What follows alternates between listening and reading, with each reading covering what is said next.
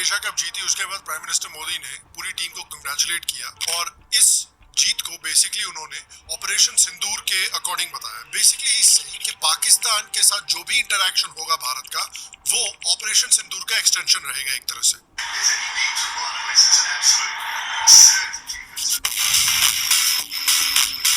यानी पाकिस्तान के साथ भारत का जो भी इंटरैक्शन है वो पाकिस्तान को धूल चटाने के लिए किया जाएगा। अब उसके बाद बहुत सारे लोगों का मेल्टडाउन हो रहा है, चाहे पाकिस्तानी हो जो कह रहे हैं कि भाई स्पिरिट ऑफ द गेम खत्म हो गया है, ये एक जेंटलमैन्स गेम हुआ करता था और देखिए कैसे इंडियन प्लेयर्स जीतने के बाद बर्ताव कर रहे हैं। इनफैक्ट कुछ इंडियंस भी हैं, सैयद किरमानी जैसे, जो ऐसी बातें कर रहे हैं। और राजदीप सरदेसाई को देख लीजिए। Disgusting, disgusting, disgusting. Read my lips. अपनी शक्ल के बारे में बता रहा है और अपनी हरकतों के बारे में बता रहा है।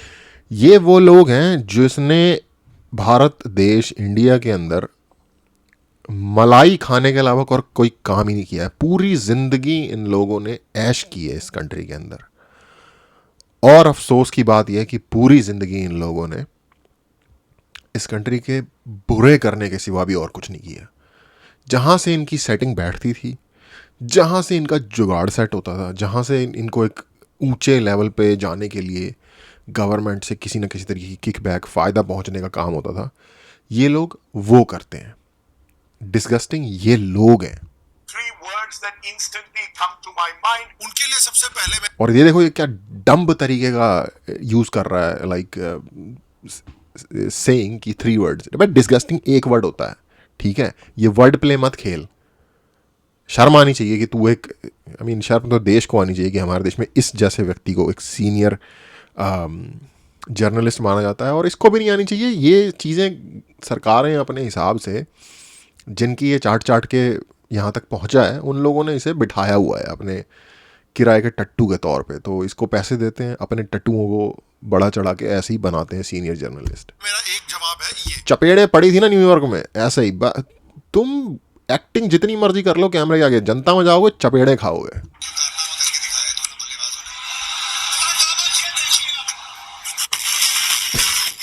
उसके बाद मेरा दूसरा जवाब है कि देखो भाई, मीम में मजाक वजाक कर रहे हैं, उसमें वो चलता है, उसमें हंसी मजाक बैंटर चलता है।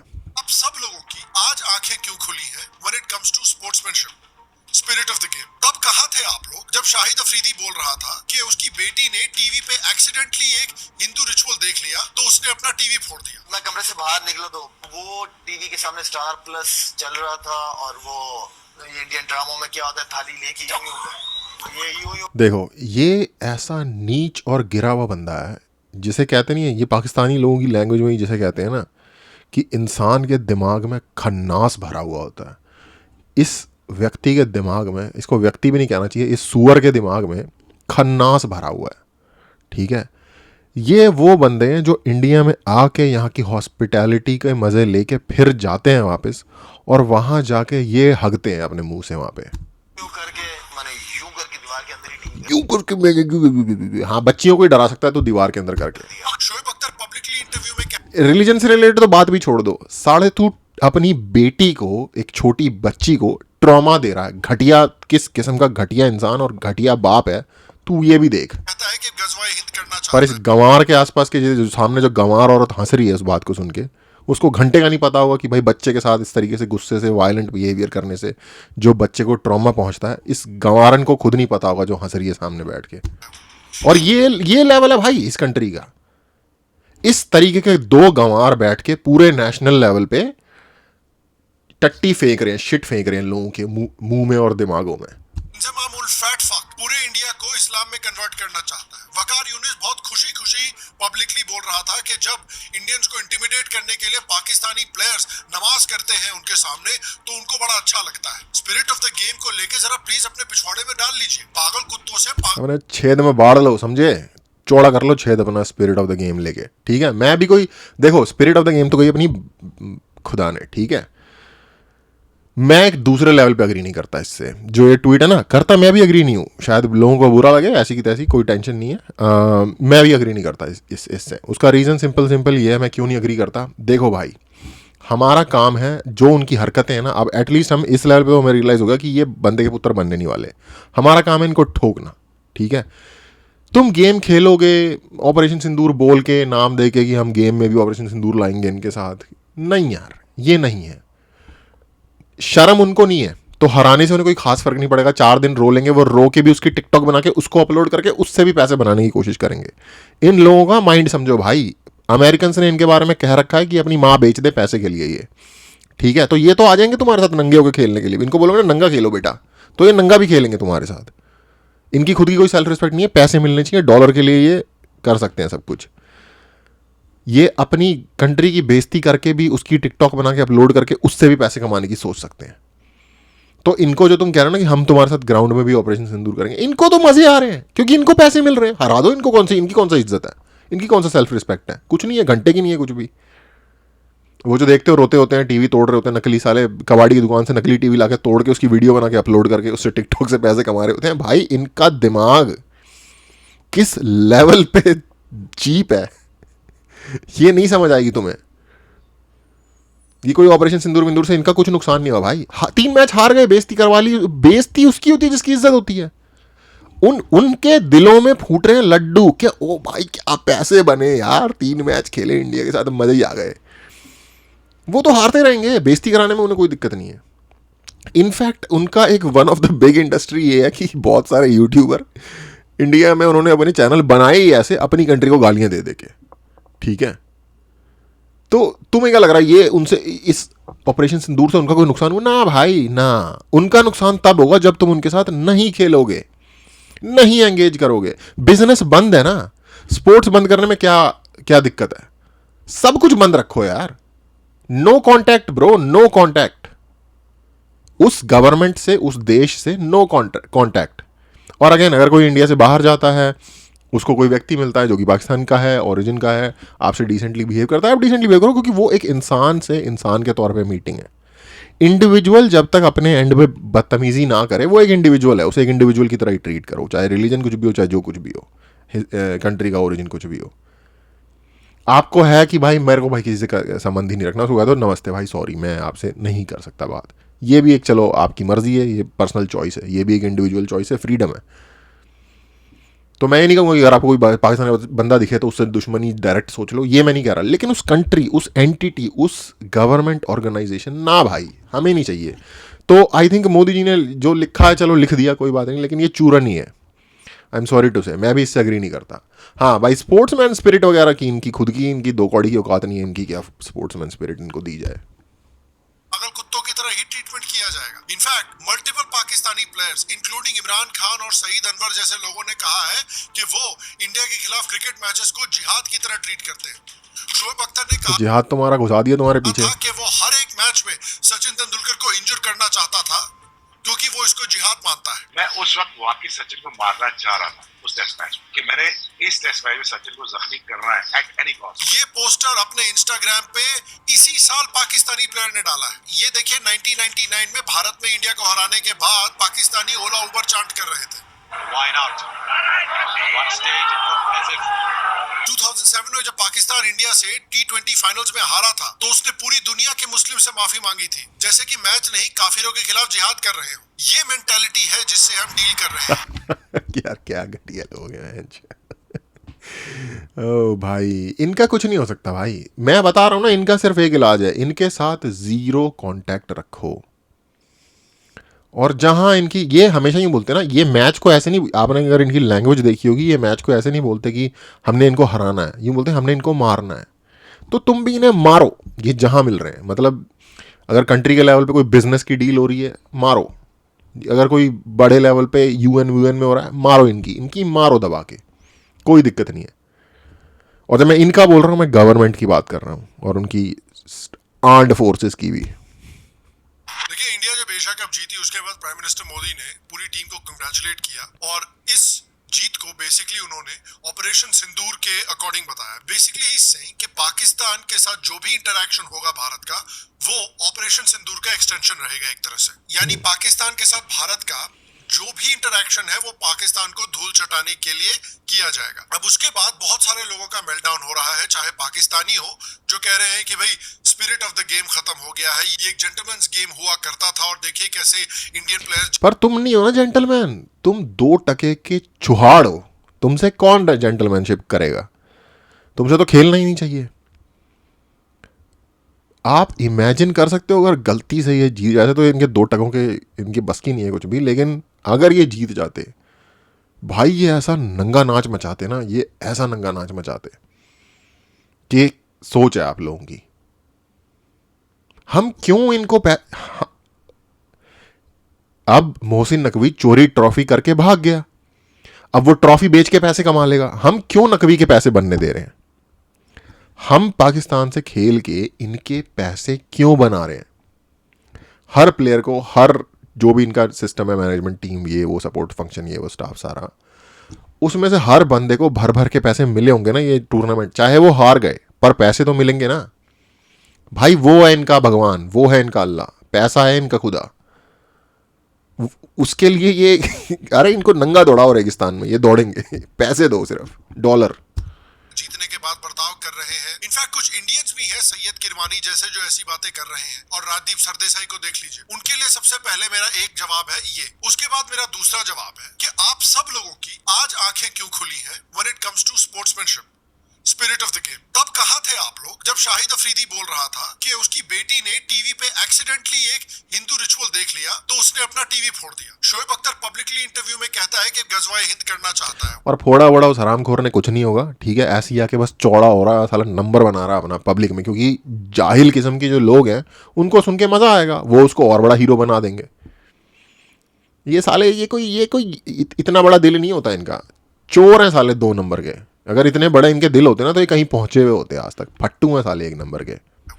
इंजमाम उल फैट फक पूरे इंडिया को इस्लाम में कन्वर्ट करना चाहता है। वकार यूनिस बहुत खुशी खुशी पब्लिकली बोल रहा था कि जब इंडियंस को इंटिमिडेट करने के लिए पाकिस्तानी प्लेयर्स नमाज करते हैं उनके सामने तो उनको बड़ा अच्छा लगता है। स्पिरिट ऑफ द गेम को लेके जरा प्लीज अपने पिछवाड़े में डाल लीजिए। पागल कुत्तों से भाई ये भाई ने सेम बात रिपीट कर रहा है क्या? ये थोड़ा आगे चल के देखते हैं।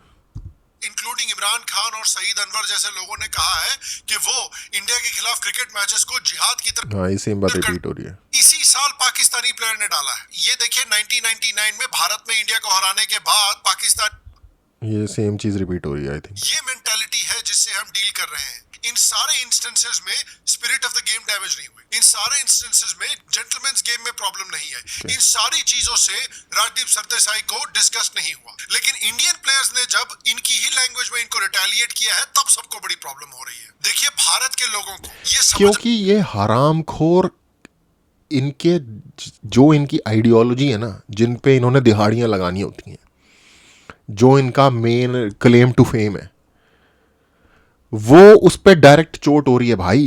ये क्या कहेंगे अगर मान लो जैसे जैसे भाई कंट्री में ज़्यादा से ज़्यादा लोगों को अंडरस्टैंडिंग हो रही है कि भाई ये जो पड़ोस में है ना, इनके साथ हमारा एग्जिस्टेंशियल इशू है भाई, इनके साथ नहीं हो सकता कुछ भी सीन।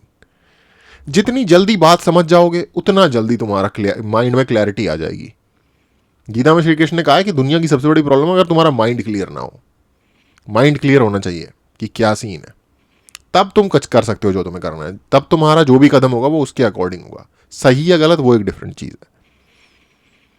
ये सारे कंफ्यूज करने में लगे रहते हैं पूरी कंट्री को कि नहीं नहीं हो जाएगा ये वो, क्योंकि फिर उस हिसाब से इनके लिए गवर्नमेंट में पोजीशन बनेंगी, गवर्नमेंट से इनको उस हिसाब से पर्क्स मिलेंगी, उस हिसाब से विजिट्स होंगी, जिनको भेजा जाएगा, इनकी दोस्तियां होंगी, उधर खाने खाएंगे जाके, साले हीरो बनेंगे। ये वो लोग हैं भाई, ये वो गिद्ध हैं जो लाश नोचने वाले। समझना पड़ेगा कि पाकिस्तान में हम एक ऐसी पॉपुलेशन से डील कर रहे हैं जो पूरी तरीके से लोबोटमाइज्ड और डिल्यूजनल है, जिनका एक एक्सट्रीम आइडेंटिटी क्राइसिस चल रहा है। उनके देश का पूरा एग्जिस्टेंस सिर्फ और सिर्फ हिंदू हेट्रेड पे बेस्ड है। यार बिब्लिकल स्टोरी है ना केन और एबल की, ठीक है। एबल बेसिकली एक अच्छा चीज़ें करने वाला, अकॉर्डिंग टू गॉड के हिसाब से चीज़ें करने वाला था। केन उसका ब्रदर ही होता है, लेकिन क्योंकि उसके बस की वो चीज़ें करना नहीं थी, वो उतना डिसिप्लिन नहीं था, उतना चीज़ें से इतना राइचियस नहीं था, तो उसने जल के उसको मार ही दिया। ये वो वाला सीन चल रहा है भाई। ये कोई हम सारे सेम हैं, हम सारे एक जैसे एक ही जगह के हैं, भाई घंटे का नहीं फर्क पड़ता उससे और नुकसान है हम सेम है।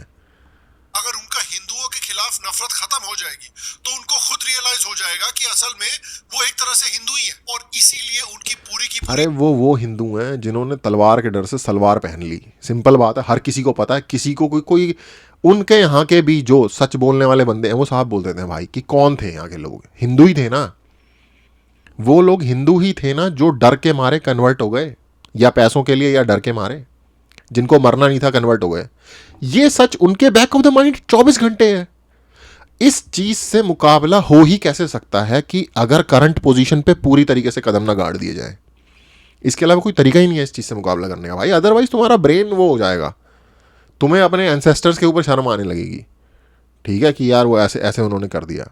तो इसलिए वो ऐसा दिखाते नहीं, यही सही था, यही सही था, यही बिल्कुल बढ़िया काम था। और इसके अलावा कोई कोप हो ही नहीं सकता। कोप पूरी कंट्री, पूरी की पूरी सोसाइटी एक कोप में एग्जिस्ट करती है, क्योंकि इतने मतलब जिसे कहते हैं पागल के बच्चे आपको कहीं नहीं मिलेंगे भाई। आप कभी किसी लेबनीज या सीरियन इन जगह में जो शादियां होती हैं ना, उनकी शादी का कभी फंक्शन देखना। मुस्लिम ही है, अरब मुस्लिम है, इनफैक्ट ओरिजिनल मुस्लिम्स है, राइट। ओरिजिनल जो खिलाफतें थी वो भाई डमास्कस और कूफा एक जगह जहाँ से रन होती थी इराक में। ये वो लोग हैं, इराकीज की बात कर रहा हूँ, इराकी, सीरियंस, लेबनीज, इनकी शादियां देखना आप भाई, आपको लगेगा किसी बढ़िया डेवलप्ड यूरोपियन कंट्री की कोई शादी है। इतने अच्छे से ओपन माहौल होता है, लोग मिलजुल रहे होते हैं। इनकी देखना अमा यार ये पता नहीं कौन से अजीब से जाहिल किस्म के। इनके अलावा इंडोनेशियन देख लो, किसी भी कंट्री में जाके देख लो, ये अलग कॉम्प्लेक्स में जीवन जी रहे हैं भाई। इसीलिए ये उस गड्ढे में और गहरा घुसे जा रहे हैं अपने आप को जैसे क्या कहते हैं उसे, उस दन द शाह का वफादार, शाह से ज़्यादा शाह का वफादार, ये वो लोग हैं। आइडेंटिटी इंडिया हेट्रेड और स्पेसिफिकली हिंदू हेट्रेड पे बेस्ड है। हमने 70 साल तक अमन की आशा इनके साथ ट्राई करके देख ली और रिजल्ट क्या हुआ? सिर्फ नफरत मिली है, सिर्फ आतंक। भाई वो इसलिए ट्राई हो रहा है, जिसको कन्फ्यूजन है इस बारे में, जब इस तरीके की जो आशाएं चला रहे होते हैं ना, जो एनजीओ चला रहे होते हैं, जो इस तरीके की बातों में घुसे हुए होते हैं, जो जर्नलिस्ट से, इन सब का एक नैरेटिव है।